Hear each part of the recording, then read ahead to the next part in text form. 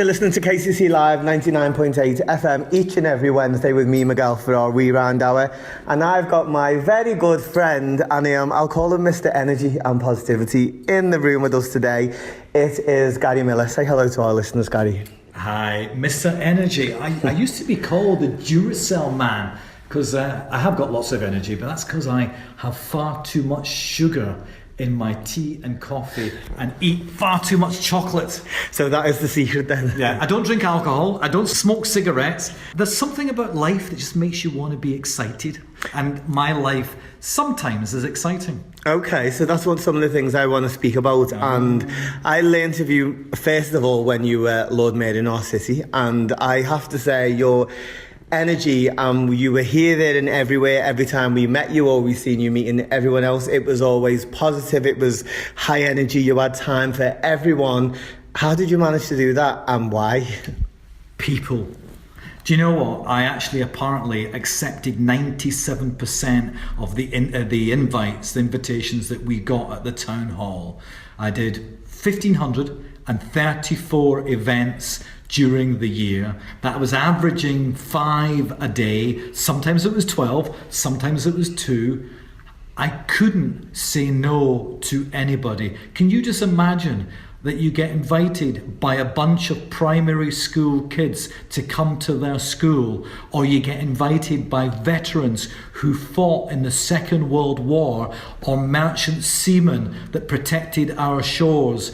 They're the important people. How could you turn them down? So the energy came from the fact that actually it was an honour and a privilege to be invited people to go to something, and I just had to do it. So you're in the car, you might be a little bit tired, you've been taken from one thing to the other, and do you know what you can do in a car? You can have a power nap, you can tweet, you can Facebook, you can Instagram, you can get the message out, and then you turn up at the door and there's a button, a reset button somewhere inside you that just says, right, it's time to get out and enjoy yourself. And that's what I did every single day for almost 13 months whilst I was Lord Mayor. And actually, every day since and every day before, I love the fact that people would like to meet with you, or I would want to meet with them. And life is too short. Make the effort. And energy comes from actually other people, not just you. So do positive stuff, go out and meet positive people. And actually, with you, Miguel, every day I meet you, you've got all these amazing kids and adults that just want to dance or sing or perform. And then you listen to their story, the storytelling that comes out, and you just think, my God, I'm learning something from them, and actually I want to learn more and more and more. And the older I get, the more I want to learn, and that also is what gives you energy. Well, absolutely amazing. But speaking of which then, of young people, social media, Instagram, all these things, if you look at anyone who is a political leader or doing any of these things, I think when you became Lord Mayor, you had a brilliant reach on social media. I hadn't seen anyone engage in social media in the way you did from a political party before, and the way you connected with so many people within our city. I felt like you made everyone feel like we had a voice and a place in politics, and why to vote. Why did you use that as a platform in comparison to other people who haven't? And what you done with young people was amazing for them to engage. But you know, see, I don't call myself a politician, and I am. But what I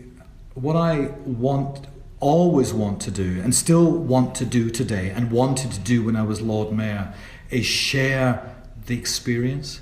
So if you're at an amazing event, or if you're at a sad event, it shouldn't just be me that knows about it. It shouldn't just be me that's there. I represented, as Lord Mayor, the whole city in a non-political way, because although you're a politician, you're actually in that year non-political. And when people would say to me then, which football team did you support? Is it the Reds or the Blues? I would always answer both. And genuinely, I believed both, because both are as important as each other.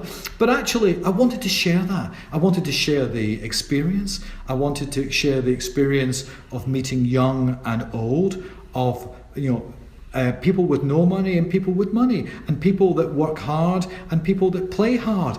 And I wanted to share that because it would be selfish to keep it to myself. And that's why social media is so important. If it's used in the right way, if it's used positively. And you know, it was very rare, really very, very rare that I would ever have got a negative comment on Facebook or Twitter. But then I would only put on positive comments. And today I only put on positive comments onto my social media.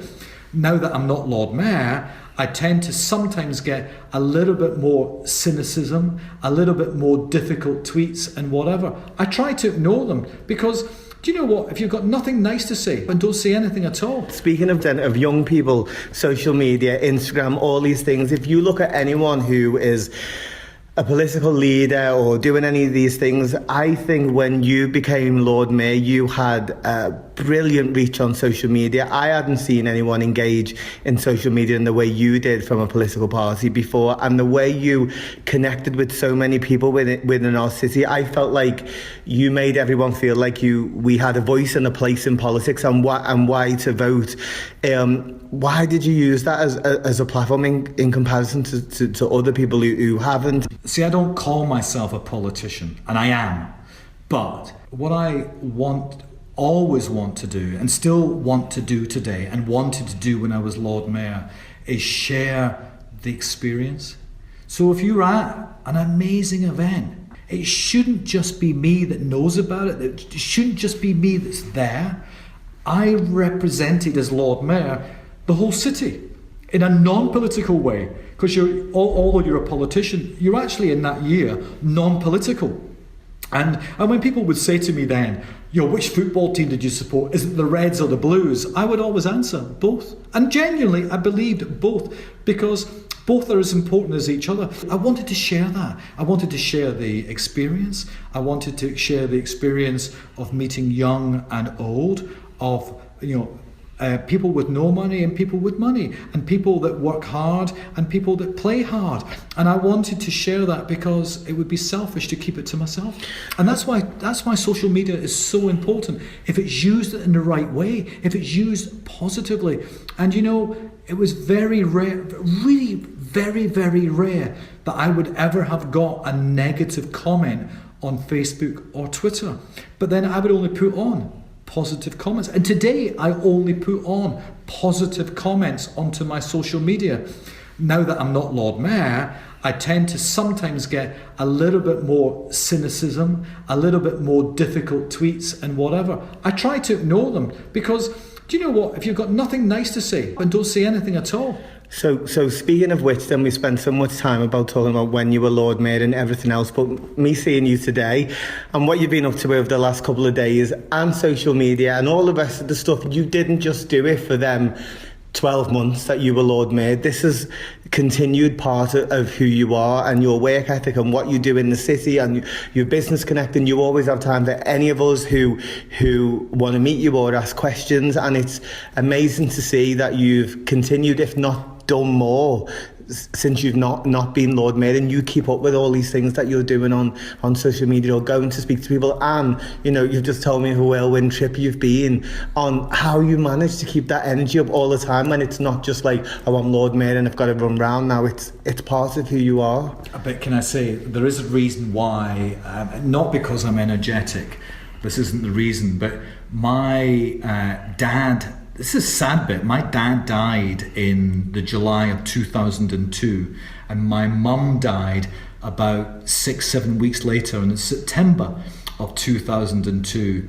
And when I did the eulogy at my mum's, and that was the second eulogy, Dad's obviously before that, just after that, my Auntie Ina, my oldest living relative, said to me, "You're now an orphan. You're now the family patriarch." I said, "No." "Oh yeah, I am." And then I sort of thought, because I had a very successful computing company, I was doing good business, I employed a lot of people, I had just got involved in a charity called Habitat for Humanity, and I was thinking about setting up a business charity called Ripples on the Mersey to help people from the community, any community, from Toxteth to Speke to the Dingle to Anfield to Old Swan, to get into business. And I was thinking, oh, doing all these things, but then they died.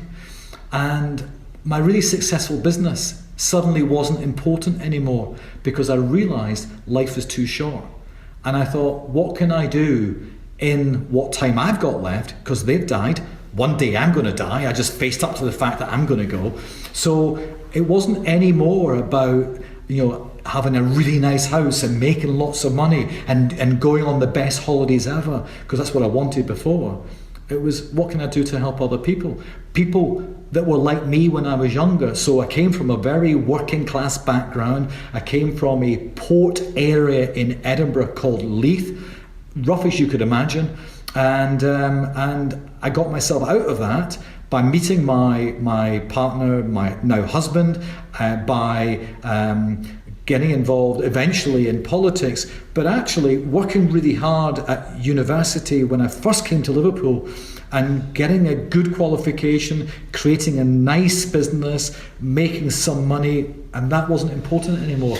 Partner was important, life was important, but helping other people who might have had a rough time of it when, like me, when I was younger, what can I do with the money that I've now got to change other people's lives? And actually started doing a lot more charity stuff and a lot more campaigning. And that's how I got involved in politics, because I wanted to, and it's a cliche, but I wanted to make a difference. But I wanted to make a difference for the right reasons and not for Gary Millar. And people do criticise me today for not having enough work-life balance. It's a lot about work and very little about me, because I actually think, what can I do with either no money or with some money to hopefully change a kid's life, or change somebody in a disadvantaged community's life, or sponsor something, put it into charity and help the homeless, or help people with vulnerabilities and whatever. And I'll do that until the day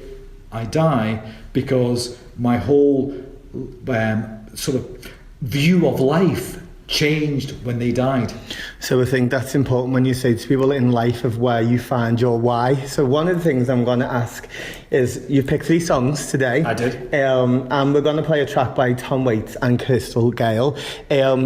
What is the song and why did you pick it? I watched a movie. Do you know, as I get older, we all do this, you're not at that stage yet, but I get older and you watch a movie, and it could be a serious movie, but there's something in it that gets inside you, and you think, you know what it is, but it makes the hairs on the back of your neck rise, and it's something about somebody's statement or a song, and it's the first time I've ever cried at a song. And I watched the movie and this song came on and I cried, and it was because of the instruments, it was because of Tom Waits' voice, and then the complete opposite and balance with Crystal Gale. And what even made it more emotional for me, not at that moment, but at Christmas, my partner Steve, he actually went hunting for the album, hunting for the track. Now, you couldn't download them these days. It was 1988. We just moved into our new flat in the Albert Dock, and he said, I bought you this as a surprise. And it was an import copy of the album. And he put it on, and I just burst out crying again. We're full of emotion in here today. Will Gary introduce the track to our listeners? So here we are, Tom Waits with the amazing Crystal Gale singing One from the Heart. So before we were talking about politics and everything else that you do, currently you are going into something new. Do you want to tell us a little bit about this? Well, you know that I already have what you could class as a music hub, and I own the world famous Parr Street Studios. Famous, in some cases it was owned by Genesis, and then they recorded the first 3 albums done by Coldplay, and also Echo and the Bunnymen and a whole batch of others. And don't we have Spice Girls have done? Yeah, and Take That, and Diana Ross, and your favourite, of course, Miguel, Barry Manilow, that famous singer of Mandy and Copacabana.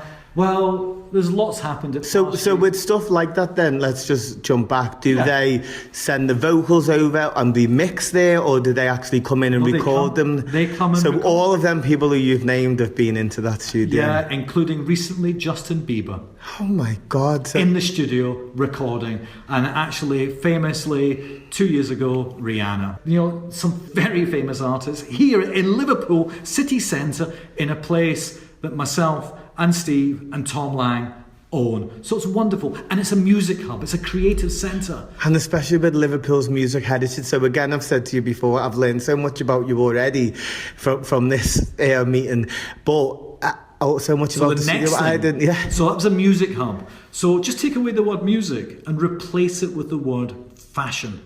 And what's actually happened is, over the last 3 years, I've been running off my own back, free of charge, with volunteer specialist mentors. That's growing and growing every week. People come in, you just drop in to see us, and they're looking for advice. And many of them are people that might be designing t-shirts, might be designing shoes, jeans, accessories, leatherware and whatever, clothing, fashion. And there isn't anywhere in the north to mentor them. There isn't anywhere to give them advice and actually share the resource and do collaborative working and co-working. So about a year ago, a few of myself and my mentors, we got together and said, let's find something that we could do that could help those budding fashion designers either grow their business or create a business. So I thought, I want to create something near that world famous Abercan, just off London Road. And they all said, why there? I said, I don't know, it just feels right. Anyway, cut a long story short, people were suggesting Baltic Triangle. And I'm going, no, it doesn't feel right. 10 streets, no, it doesn't feel right. And then I said, no, it's got to be somewhere near London Road. And then I met a lady called Erica Rushton. And I said, is there anything available in Baltic or in 10 streets that you would know about? She said, possibly, but I'm not sure what for. And I said, well, it's actually this idea of a fashion hub. I want to help people create fashion. And she said, oh, I wonder. So she emailed all these people while she was sitting opposite me. And then almost immediately I got some responses, and it was back to 10 streets and Baltic Triangle. And I'm going, no, this doesn't seem right, doesn't seem right. And 2 days later, she emailed me again, introduced me to one of my friends. She didn't know it was a friend, who had just done something in that area off London Road. Anyway, as I say, cut a long story short, I met him, and I met some stakeholders from that area, and they tell me, oh, there's going to be a new district called the Fabric District. And one of them owns a building that he was going to call the Tapestry. And he said, come down and see it. So I went down, and I walked into next to the 3-story old building that looks a bit like Greenwich Village, Soho House, a 3-story traditional warehouse. I thought, no, that's not for me. But he showed me the shed next door in a 1960s, 1970s 2-story building. And I just looked and said, I'll take both. And he went, what? I said, I'll take both. This is perfect. I said, I want to put a fashion hub space in the shed. I want co-working space, co-sewing space. I want businesses who are either already in business or who want to get into business to come in and share resources, share sewing machines, share advice. But it needs to be sustainable. So I'm going to put a cafe in there as well, and maybe we can get a social enterprise kind of cafe in there. And I want a bar, and it's going to be quite a trendy little place called the Red Carpet. So there's a red carpet. Above the red carpet, on the upper floor of that 2-story building, is 2 private studios, because some designers don't want to share the stuff with others, so they can go upstairs. But if you want to work together and co-work together collaboratively, then you've got the shared space around the edge. And if you want to have a fashion show, or if you want to have a performance space, you want to have a gig, then you can have the main part of the inside of the shed.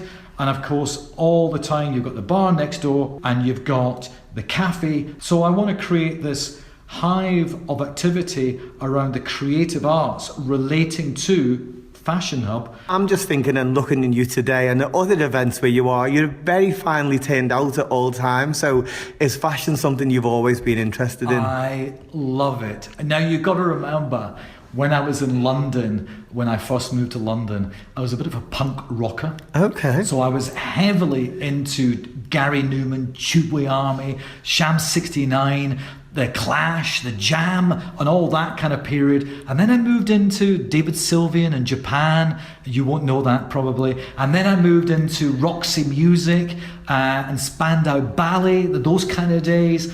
And then it became Stevie Wonder, and then it became more easy listening, and then eventually George Michael and others. And club music, I love club music, I love lounge music, but actually in those days it was punk.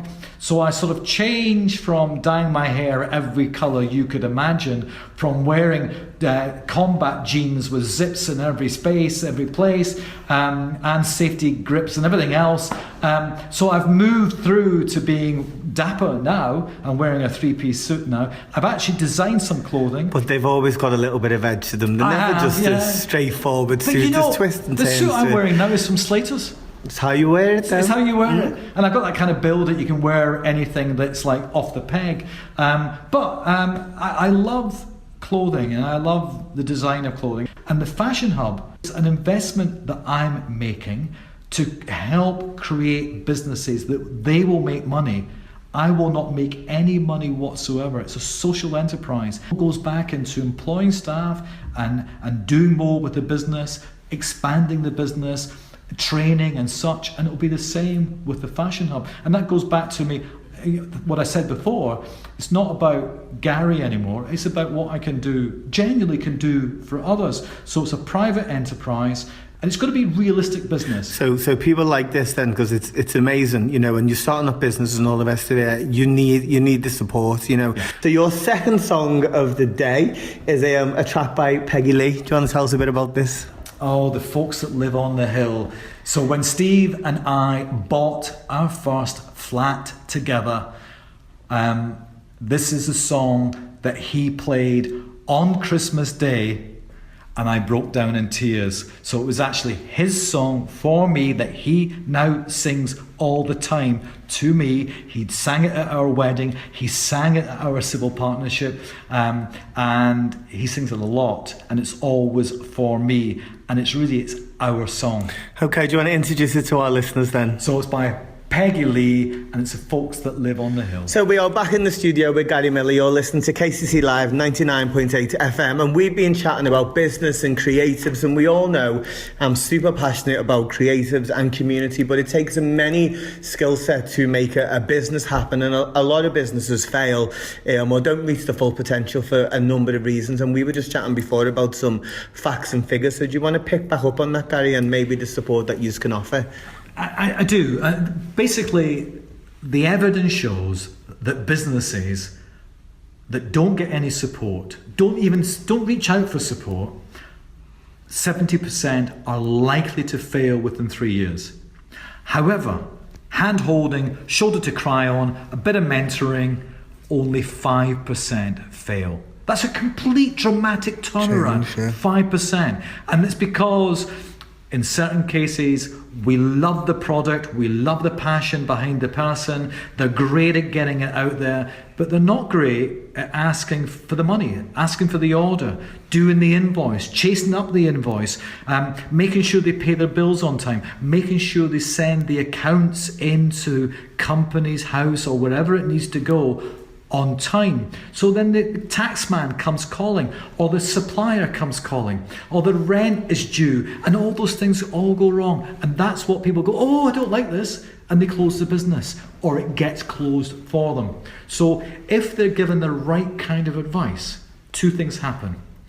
The first is, if they've not started trading yet, they might decide not to start trading because it might not be right for them. because they haven't got the systems around them. They haven't got the money to do it and so on. And they haven't got the plan in place. But if they've got all of that, then the business deserves to be a success.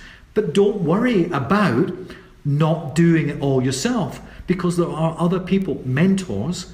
It's difficult to find them, but in the Fashion Hub they'll be there, mentors who will say, what about this? Why don't we help you with your payroll? Why don't we help you with your Excel spreadsheet? Why don't we help you with doing your invoices? Or why don't we remind you to do it and make sure you're on top of it, because you might not want to give it to somebody else. But mentoring means it goes from 70% to 5%. So I think a lot of people out there who are starting businesses or think they want to start a business or going through a transition is to know that there is some support out there. So for me then, talking about business, and I'm going to wrap up today, and Okay.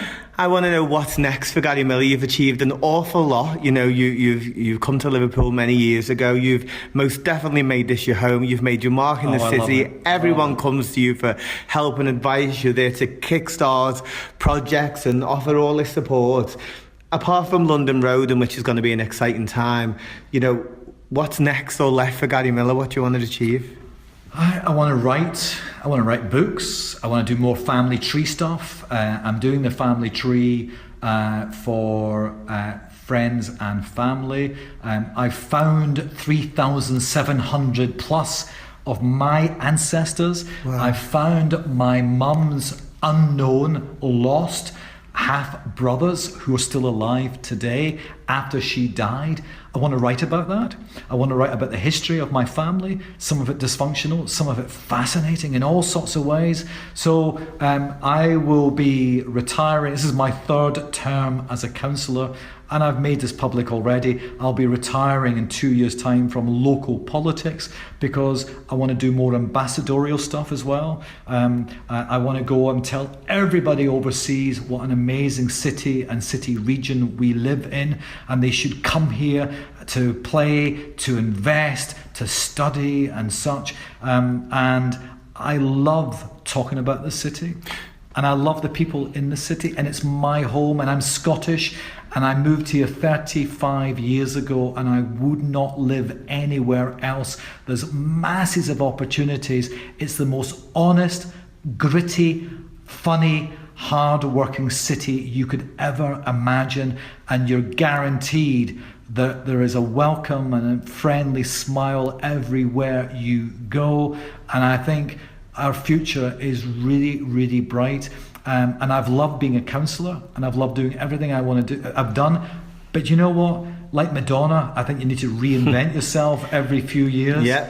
And that's what I'll be doing in a couple of years' time. And who knows what I'll be doing next. I'll still be doing Fashion Hub stuff, because I'm just about to sign a lease for 5 years. So that needs to be done. And the legacy that I'll leave behind is, at least he made us smile, and at least maybe he inspired us and motivated us in some kind of way. But there's loads more to do, masses to do. I think this leads us brilliantly into our last song, because you spoke about love, passion, commitment, energy, everything that you stand for. And when you talk of relationships and commitment, your final song is by your partner Steve. Tell us a little bit about this. Well, it's not originally by him, but he did sing a cover version of it, and it's The Very Thought of You, and it is on the album that I produce called Battle of Atlantic, which I produced to raise money for the Lord Mayor's charity when I was Lord Mayor. And this is one of my favourite songs ever. Stephen, Billy Hoy and Jenny Lamb on saxophone, and it is just beautiful and stunning. So Steve sings incredibly well. He tells far too many bad jokes. He smiles all the time. He tells me he loves me all the time. I think we should tell everybody we love each other all the time, and we should always say thank you and please and just be nice to each other. And this song just sums that up. Very Thought of You. Well, Gary, it's been amazing to have you in. I think it's an absolute perfect way to end our show on love. We love our listeners. We love what we do in the community.